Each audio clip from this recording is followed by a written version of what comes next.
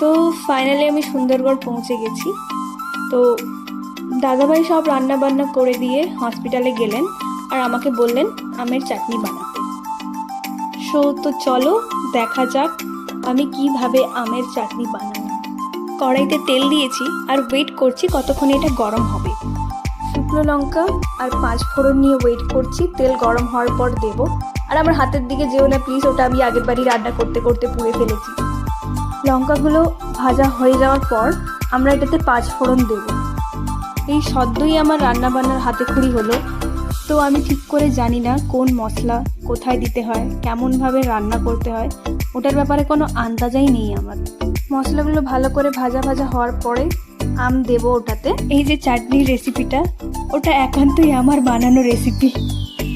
পরে ঠিক কী দেবো আমার মাথা কাজ করছে না, তো তাই একটু অল্প করে নুন দিয়ে দিলাম। তারপরে ভাবছিলাম কি দিতে হয়, তো মনে হলো যেন হলুদ দিতে হয়। তো ফাইনালি আমি একটু হলুদ নিয়ে ওটাতে হলুদ দেব। এখন আমার ঠিক মনে নেই আমের চাটনিটা কেমন হয়, ওটাতে হলুদ দেয় কি দেয় না সেটা আমার জাস্ট মনে পড়ছে না।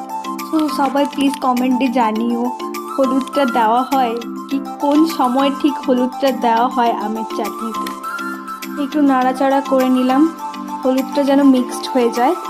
তারপরে ভাবছিলাম যে ওটাতে জল দেবো না চিনি দেবো। ওই করতে করতে আমি জল ঢেলে দিয়েছি। জলটা দাও কি ঠিক হলো? আমটা তো সিদ্ধ হবে না, আম কেন সিদ্ধ হতে যাবে, ওটা তো চিনির সাথে এমনিই সিদ্ধ হয়ে যেত মনে হয়। উফ, সত্যি ড্যাস আমি তো চাই। চলো এবার কিছু চিনি নিয়ে এসে দিয়ে দিই এটাতে। দেখতে যেমন হোক খেতে ভালো হতে হবে, এটাই হচ্ছে বড় মোটিভ আমার।